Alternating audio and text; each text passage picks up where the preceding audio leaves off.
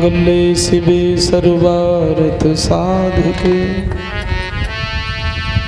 शरण्ये त्र्यंबके गौरी नारायणी नमोस्तुते।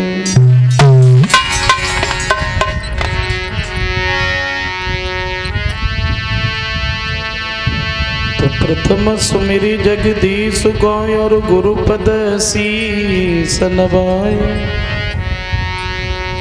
बंदो जननी जनक पद कीजियो मोर सहाय।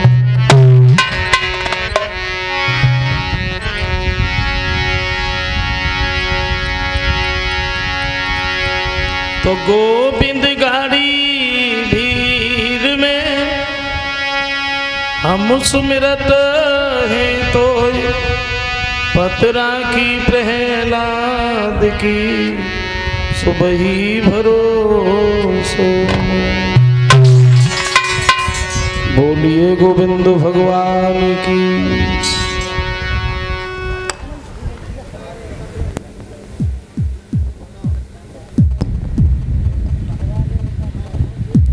आदरणीय सभा में उपस्थित हमारी समस्त श्रोता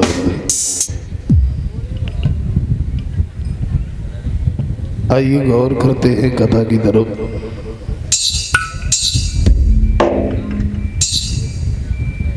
प्रसंग जो चल रहा था भगवान श्री कृष्ण के बारे में।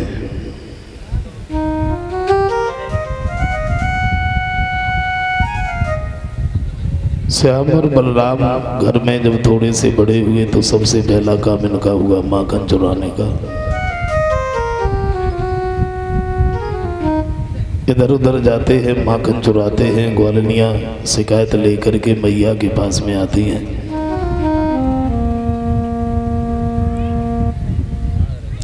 लेकिन यशोदा मैया हमेशा यही कहा करती कि हमारा लाला चोरी नहीं करता।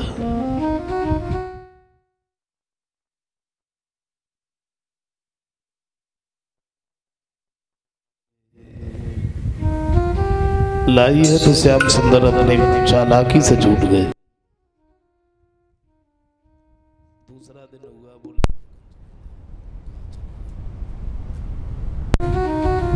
तो मनसुखा कहता है वैसे इधर उधर तो रोज ही जाते हैं, आज अपने ही घर में माखन चुराने के लिए चले।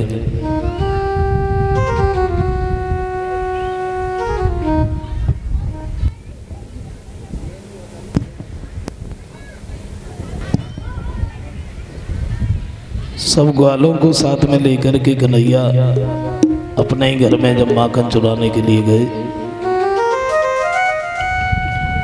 तो क्या देखा है कि मटुकिया ऊपर सीके पर है। श्याम सुंदर ने छड़ी उठाई, उस मटुकिया में मारी, वो मटुकिया फूट गई, माखन खाने लगे।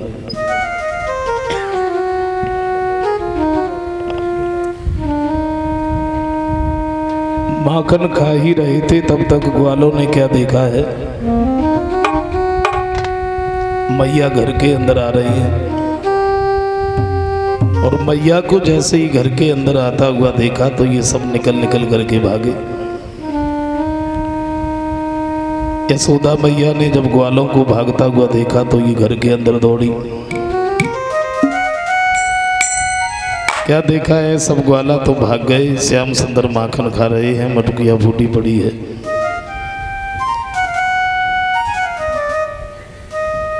तो समझाया है। यशोदा कहती है लाला जब कोई ग्वालिनी शिकायत लेके आती थी तो मैं ये कहा करती थी कि हमारा कन्हैया चोरी नहीं करता।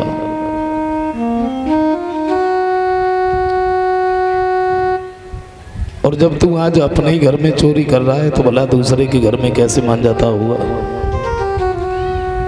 तो श्याम सुंदर बातें बनाते हुए बोले भैया मैंने चोरी नहीं की। बोले झूठ काहे को बोल रहा है, तूने चोरी नहीं की, फिर ये मटुकिया कैसे भूली। तो कन्हैया बातें बनाते हुए बोले भैया मैं बताऊं।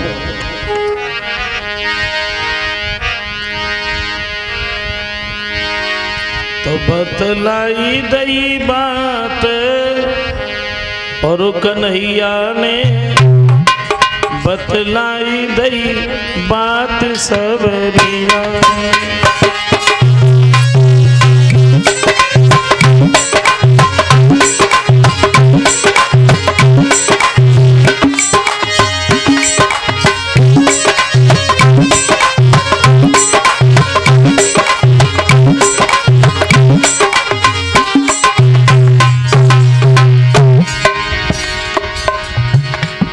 कन्हैया बातें बना रहे भैया, सच बात तो ये है, हम तो मैया बाहर खेले।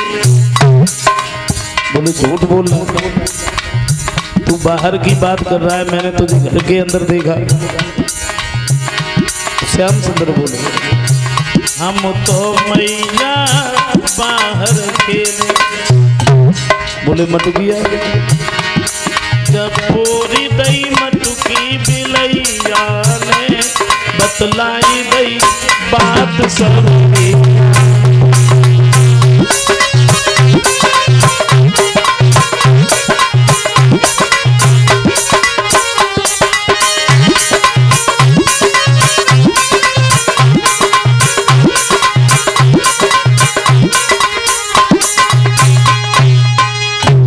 एक बात कही,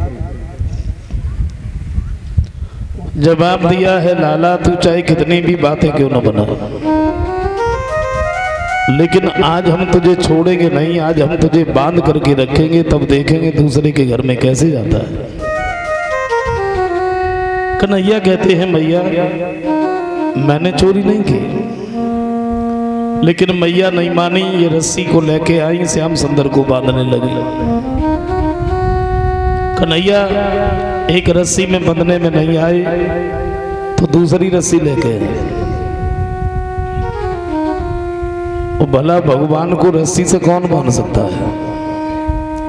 समझ में एक बात ये नहीं आ रही थी, वो रस्सी छोटी हो जाती है या श्याम सुंदर मोटे हो जाते हैं। समझाया है।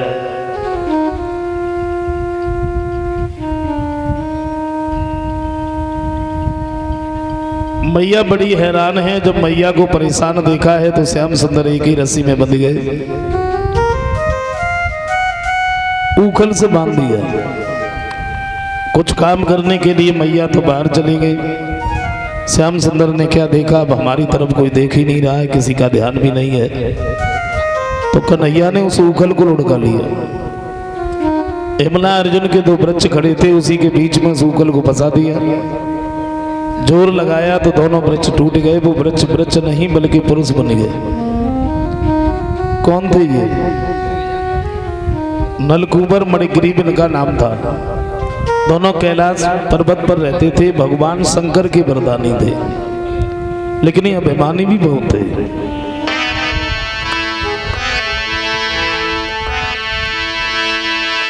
तो दोनों कुबेर के बेटा थे और धनवान मगर अभिमानी थे।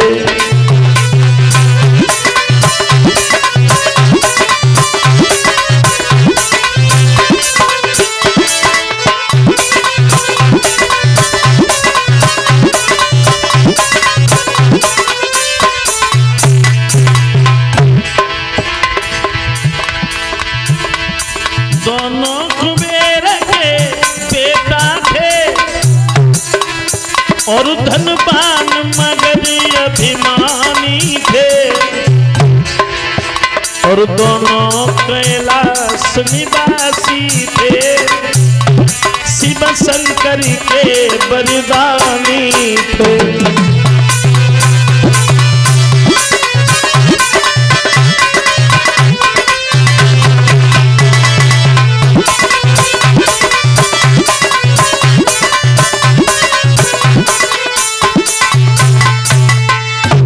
कुबेर के लड़का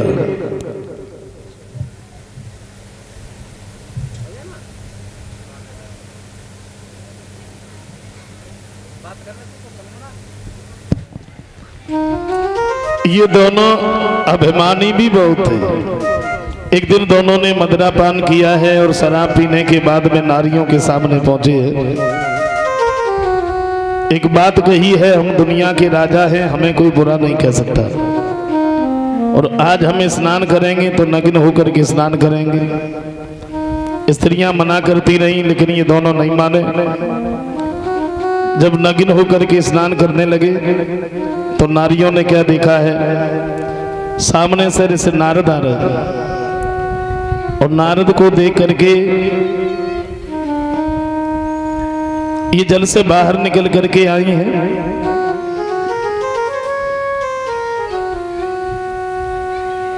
जब जल से बाहर निकल के आई, अपने वस्त्रों को धारण कर लिया, लेकिन अभिमानी जल में यूं ही खड़े रहे। इससे नारद को क्रोध आ गया। एक बात कही है, तुम दोनों वृक्ष की तरह से खड़े हो, तुमने हमें देख करके प्रणाम भी नहीं किया और तुमने ना ही तो अपने वस्त्रों को धारण किया, तो हम तुम्हें ये श्राप दे रहे हैं, तुम दोनों वृक्ष ही बनोगे। श्राप दिया तो चरणों पर गिर पड़े, कहने लगे महाराज आपने हमें श्राप दे दिया, कोई बात नहीं, हम वृक्ष तो बन जाएंगे, लेकिन कृपा करके आप हमें ये बताइए फिर मेरा उद्धार कैसे होगा। तो नारद को दया आई, उन्होंने कहा देखो तुम्हारा उद्धार होगा जब भगवान श्री कृष्ण तुम्हारे पास में आएंगे उनके द्वारा। तो भगवान कन्हैया के द्वारा इन दोनों का उद्धार होता है। समझाया। मैया जब घर पर आई हैं, श्याम सुंदर को नहीं देखा तो बाहर देखने के लिए गई। क्या देखा है, दो भारी भारी वृक्ष टूटे पड़े हैं, श्याम सुंदर उन्हीं के बीच में खेल रहे हैं। झपट करके गोद में उठा लिया। नंद बाबा, यशोदा, गोकुल के जितने भी लोग थे सबने ये सलाह मिलाई है, श्याम और बलराम जब से इस गोकुल में पैदा हुए तब से कोई न कोई उपद्रव होता ही रहता है। अब हम इस गोकुल में नहीं रहे। तुलसी का जो वन था वृंदावन, इसमें बड़े सुंदर सुंदर महल बना करके रहने लगे। और जब वृंदावन में रह रहे थे तो एक दिन कन्हैया ने क्या देखा, बलराम भैया सब ग्वाला हैं, गाय बछड़ों को चराने के लिए ले जाते हैं, लेकिन श्याम सुंदर को घर पर ही छोड़ जाते हैं। तो कन्हैया ने मैया से पूछ लिया, मैया बात क्या है।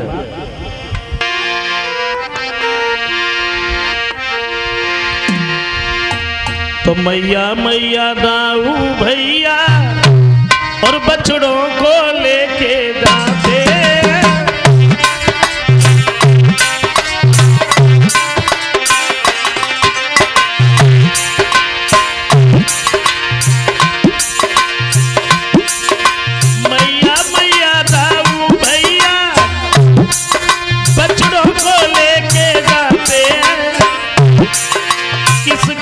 से मेरी मैया को संग हमें न ले जाते।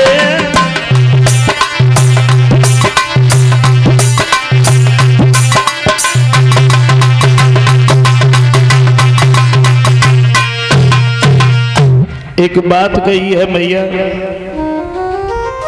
बलराम भैया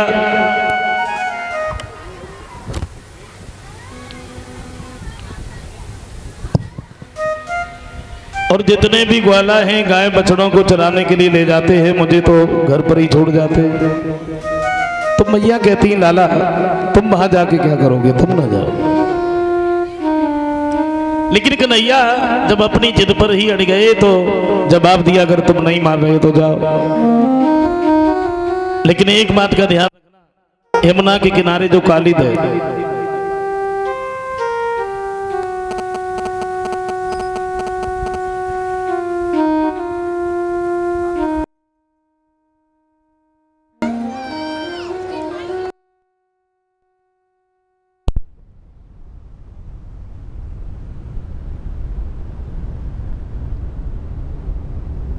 समझाया है। कन्हैया सबके साथ में गाय बछड़ा चराने के लिए ले जाते हैं। श्याम सुंदर तो इधर अपनी बाल लीलाओं में लगे और कंस को उधर चैन नहीं है। कंस सोच रहा है क्या करे, उन दोनों का कैसे वध हो। एक बार कंस के पास में बाबा नारद का आना हुआ, और जब नारद का आना हुआ है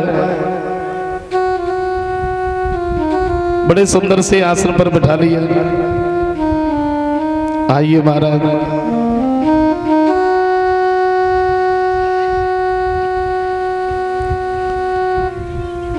सुंदर से आसन पर बिठाया।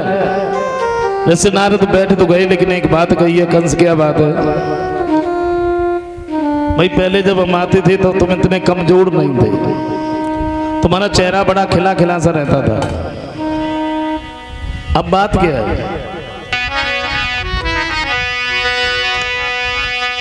तो नारद बोले कंस राज,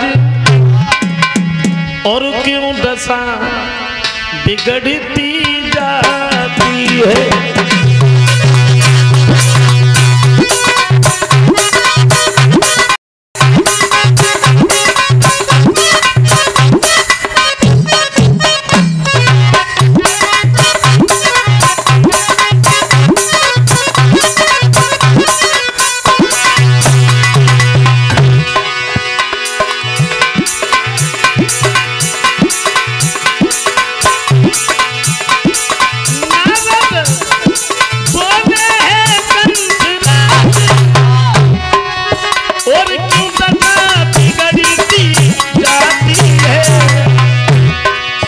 और दिन ही बसंत के खिलने पर, लेकिन कली सिकुड़ती जाती है।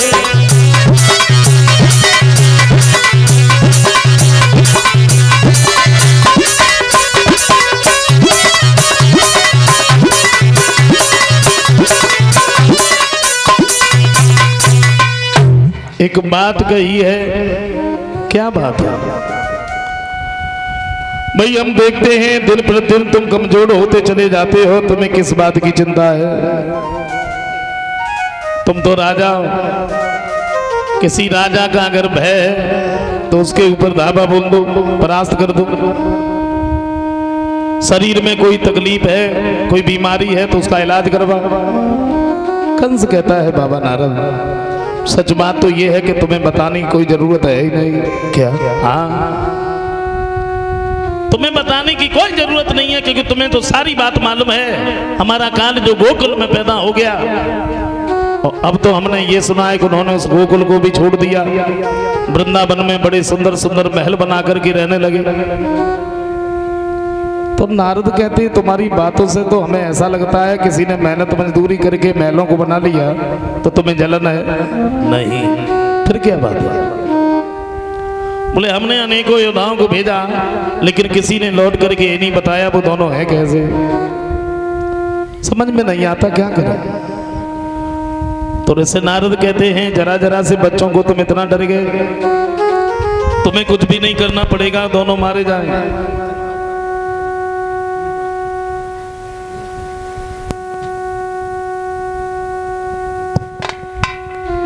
समझाया है, तुम्हें कुछ भी नहीं करना पड़ेगा, दोनों मारे जाएंगे। बोले वो कैसे?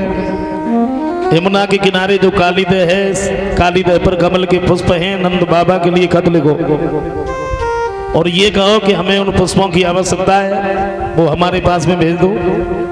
अगर तुमने ऐसा नहीं किया तो तुम्हें ही नहीं बल्कि तुम्हारे सारे परिवार को पकड़ करके जेल में डाल दिया जाएगा। अगर वो उस जगह पर गए तो फिर वो लौट के नहीं आएंगे, मारे जाएंगे। कंस कहता है बाबा नारद आप भी कैसी बातें कर रहे हो, पुष्पों से कोई मारा गया है तो भाई मारे जाएंगे। बोले इस बात को क्यों भूल रहे हो, काली देह पर कालिया नाग रहता है, बड़ा विशैला सर्प है। अगर तुम्हारे पास में पुष्प ना आए तो उस खत में ये लिख दो कि हम सबको पकड़ करके जेल में डाल देंगे, तुम्हारे आ जाए तो तुमने मार देना। वही हुआ, कंस बड़ा खुश हुआ। और एक बात कहिए बाबा नारद, सच बात तो ये है तुम्हारे जैसे अगर महात्मा हो जाए तो सबका कितनी जल्दी उद्धार हो जाए। तो नारद कहते कंस सबकी बातें छोड़ो, मैं तो भगवान से रात और दिन सुबह शाम यही प्रार्थना करता रहता हूँ कि तुम्हारा कितनी जल्दी उद्धार हो, लेकिन क्या करें, बड़ी देरी हो रही है। नारद तो वहां से चले गए। इधर कंस ने पत्र लिखा वृंदावन के बसने वाले बाबा नंद।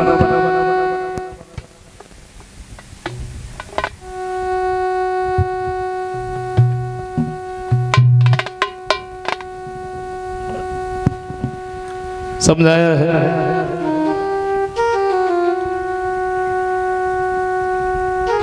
पत्र लिखा वृंदावन के बसने वाले बाबा नंद, हमें कुछ कमल के पुष्पों की आवश्यकता है, उन्हें हमारे पास में भेजो। और अगर तुमने ऐसा नहीं किया तो तुम्हें ही नहीं बल्कि तुम्हारे सारे परिवार को पकड़ करके जेल में डाल दिया जाएगा। मुखत नंद बाबा के पास में भिजवा दिया। नंद बाबा को जब वो पत्र मिला है बड़े परेशान हो गए। यशोदा मैया को सारी बात बताई तो मैया तो बैठ के रोने लगी। एक बात सोची, भला काली दह पर कौन जाएगा, कालिया नांग रहता है। और इसी बात को लेकर के घर में भोजन नहीं बना। श्याम सुंदर जब आए हैं, क्या देखा, मैया बैठी बैठी रो रही। कन्हैया ने पूछ लिया, माँ ये तुम्हारी आंखों में आंसू कैसे है, हमें बताओ बात क्या है। यशोदा मैया कहती है, लाला कंस ने हमारे पास में पत्र भेजा और उसने काली दह से कमल के पुष्प मंगवाए। अब जरा सोचो वहां पर कौन जाएगा कि कालिया नाग रहता है। ये भी लिख दिया अगर हमारे पास में पुष्प नहीं आए तो हम सबको पकड़ करके जेल में डाल देंगे। क्या करें, मेरी समझ में नहीं है। तो श्याम सुंदर कहते हैं, मैया तुम बिल्कुल भी चिंता मत करो। कंस अगर मथुरा का राजा है तो हम भी वृंदावन के राजा है। तुम्हें नहीं मालूम है हम दोनों भाइयों में कितनी बड़ी शक्ति है, कितनी बड़ी ताकत। बोले मैया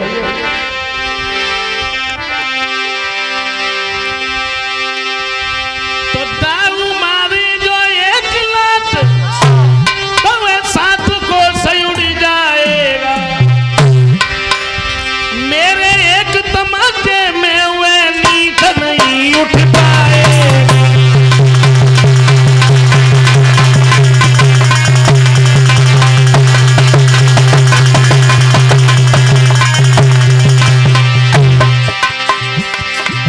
जवाब दिया है, भैया तुम हमें बताओ बात क्या है।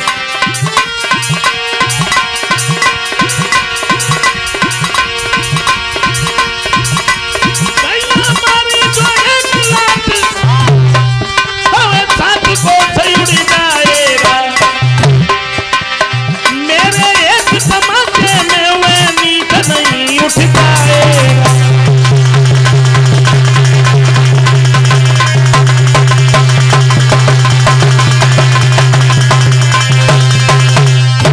हमें बताओ बात क्या है। वही बात जब बताई है, श्याम कहते हैं मैया तुम बिल्कुल भी चिंता मत करो, तुम भोजन बनाओ, होगा सो देखा जाएगा। कन्हैया तत्काल ही घर से निकल करके जब चले सब ग्वाला मिल गए और एक बात कही है श्याम, आज कौन सा खेल खेलोगे? बोले कोई नया खेल खेलो, कोई नया खेल खेलो। दामा कहता है मैं बताऊं? बताइए। मेरी माँ ने बड़ी सुंदर गेंद बनाई है, लेकिन एक बात है, पहले ये कह दो कि हमारी गेंद कहीं चली न जाए, और धोखा से भी मेरी गेंद कहीं चली गई तुमसे हम वही गेंद ले लेंगे। श्याम सुंदर कहते हैं लेके आया नहीं, जाने की बात करने लगा, पहले लेके तो आ। दामा भागा, गेंद लेके आया। कहाँ चलोगे? बोले काली दह पर। सब ग्वालों को साथ में लेकर के कन्हैया काली दह की तरफ बढ़े हैं। दामा गुनगुनाता हुआ जा रहा है, कहता हुआ जा रहा है, क्या है कि मेरी सुंदर गेंद बनाई है रे, चलो खेले।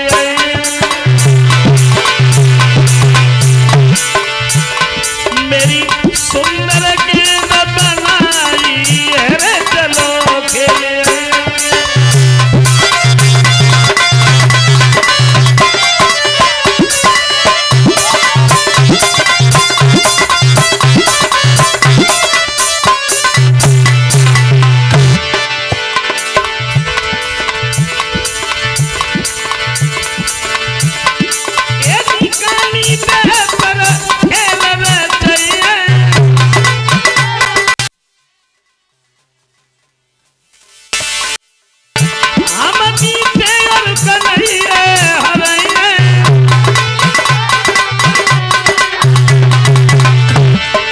लेकिन वो अन्ना की जमी चतुराई, अरे चलो खेले मेरी सुंदर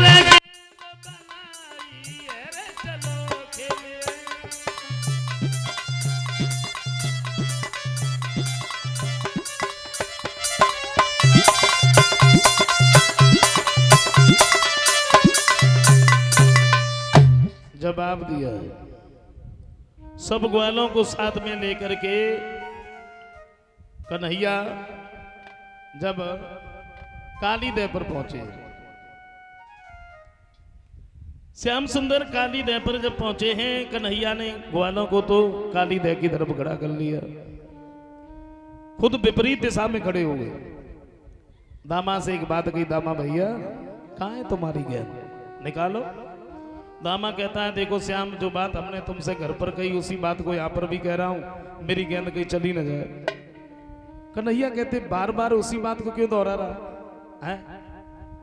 गेंद खेलने आए, खोने थोड़ी आए, निकालिए ना, कहाँ है तुम्हारी गेंद? श्याम सुंदर कहते हैं दामा। कन्हैया कहते हैं ओरे दीदी माटी ठाने लाला बात का छुमान ले,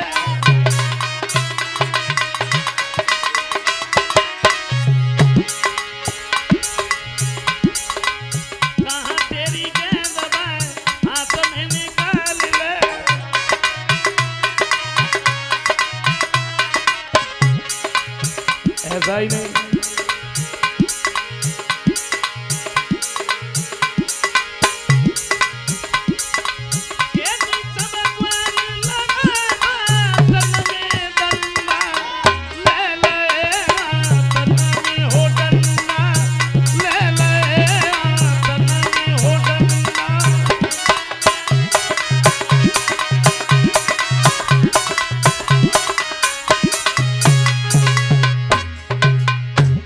कन्हैया ने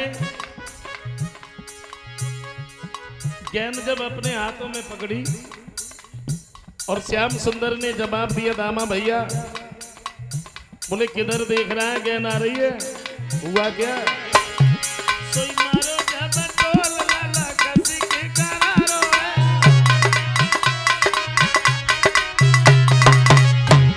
और गेंद पीछे भाग भाग मनसुका हारो है।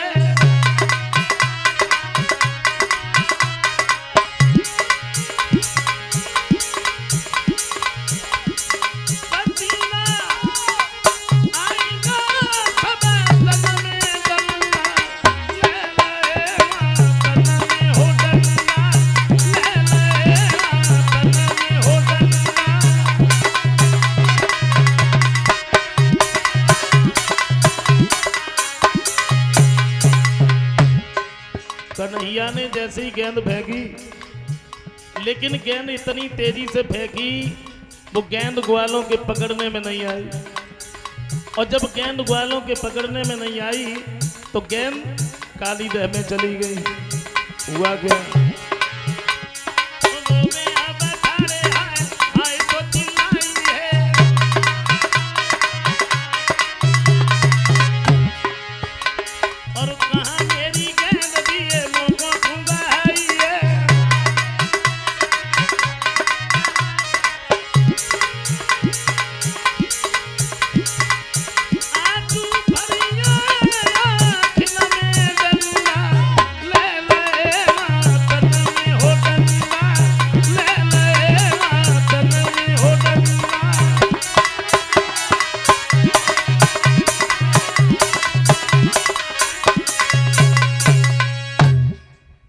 गेंद जब पकड़ने में नहीं आई, गेंद कालीदेव में चली गई।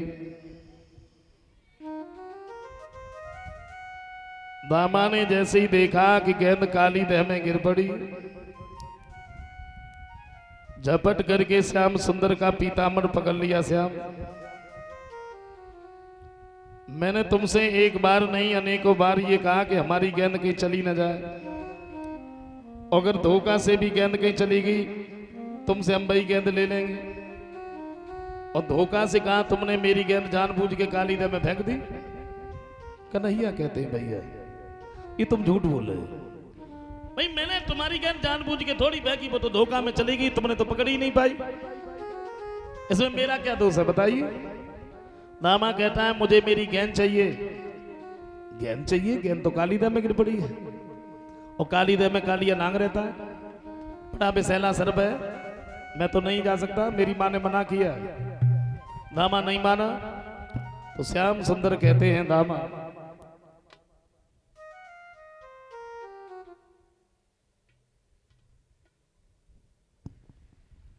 कन्हैया ने जवाब दिया दामा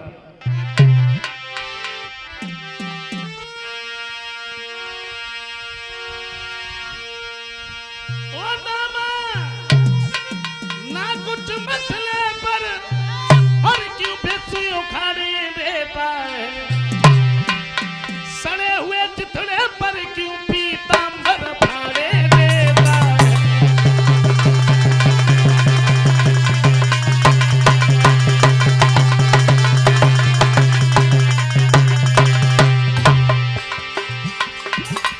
कन्हैया कहते हैं दामा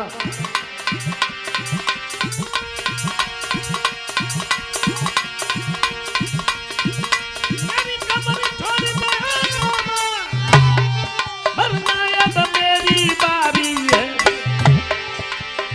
एक तमाचो लग बैठो सब खत्म हो खबरदारी है।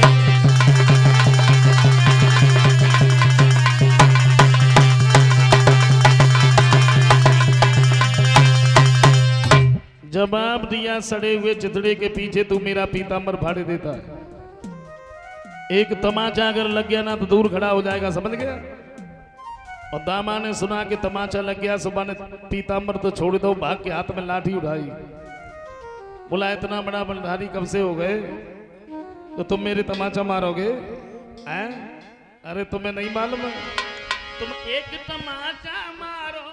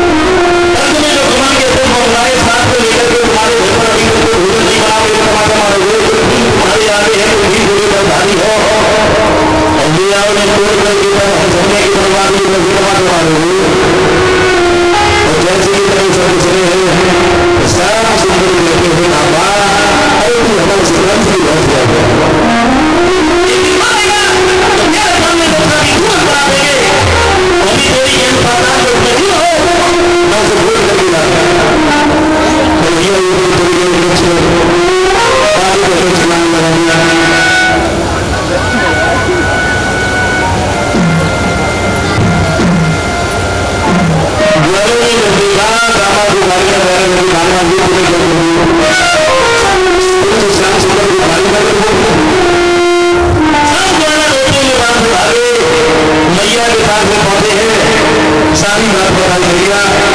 सुंदर पुकारी वृंदावन का हाल बिहाल हो गया।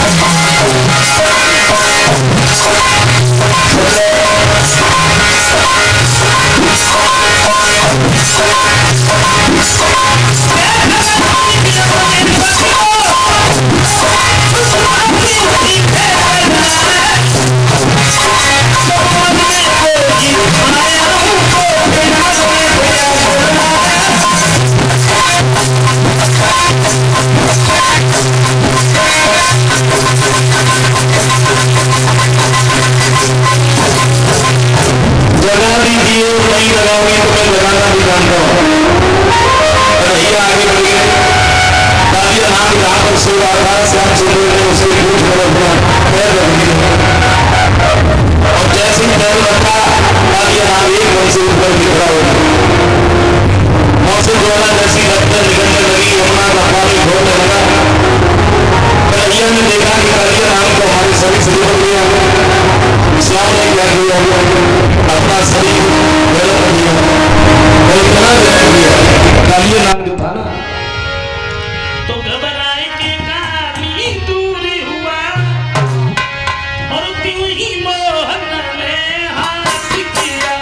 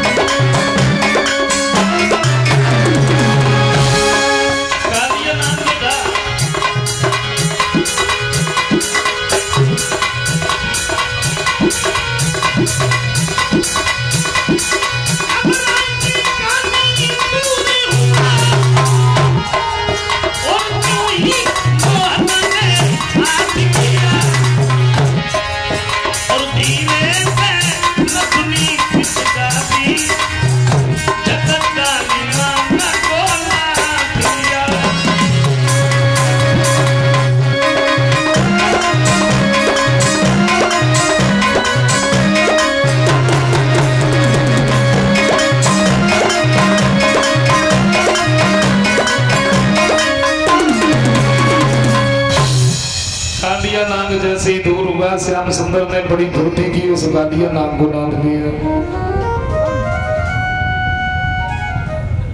कन्हैया जो थे कालिया नाग के फन पर सवार हो गए। अब कालिया नाग जिस फन को ऊपर उठाता है, श्याम सुंदर उसी पर अपना पैर रख देते हैं, वो नीचे दब जाता है। ज्वाला जैसी लपटें निकल रही थी, वो लपटें नहीं बल्कि मुंह से रुधिर बहने लगा। नागरिया सामने पहुंच गई, जवाब दिया है, प्रभु हम तो तामसी जीव हैं, भला तुम्हारी महिमा को क्या जाने, आप मेरे पति को छोड़ दीजिए। श्याम सुंदर कहते हैं, देखो हम तुम्हारे पति को छोड़ तो देंगे, हमें कुछ कमल के पुष्पों की आवश्यकता है, तुम उन्हें बाहर तक छोड़ो और तुम इस गाड़ी देह को छोड़ करके रमण को द्वीप पर चले जाओ। कालिया कहता है, प्रभु मैं वहां जाने के लिए मना नहीं कर रहा, लेकिन हम अगर उस जगह पर गए तो गरुड़ हमें जीवित नहीं छोड़ेंगे, गरुड़ मार देंगे। तो समझाया, देखो हमारे पैरों के निशान गरुड़ जब देखेंगे तो तुम्हारे ऊपर हमला नहीं करेंगे। बताया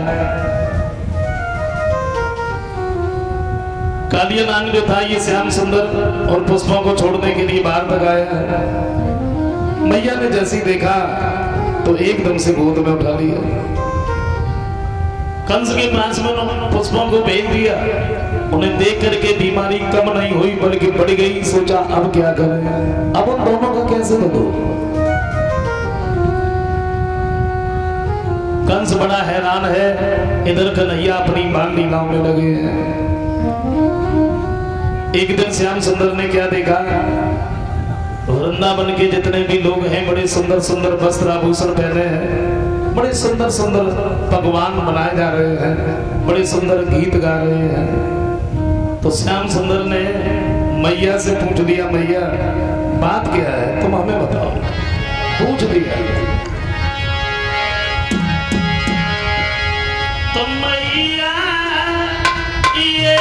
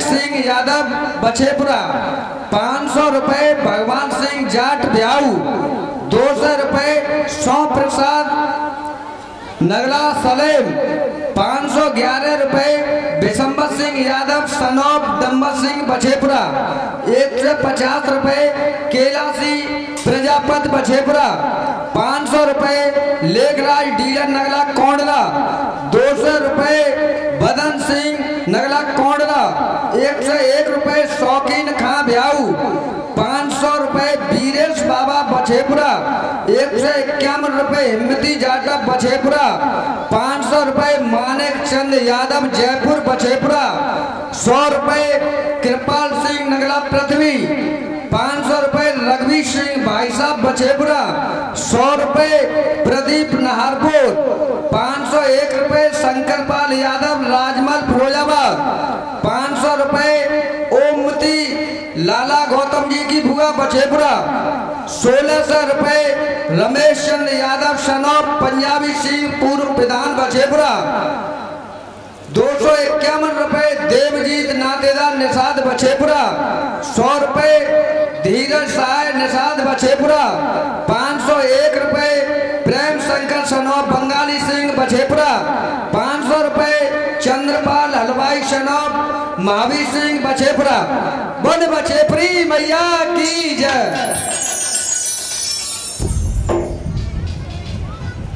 उधर बताया है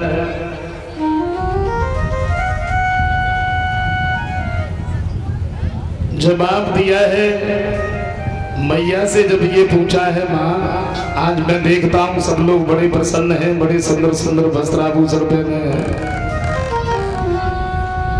सुंदर सुंदर पकवान बनाए जा रहे हैं, गीत गा रहे हैं, ऐसा लग रहा है किसी का पूजन होने वाला है।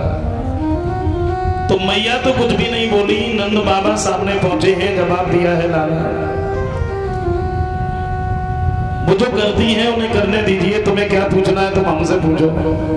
तो बहे बात कही बाबा, आज मैं देखता हूँ सब लोग बड़े प्रसन्न है, किसी का पूजन होने वाला।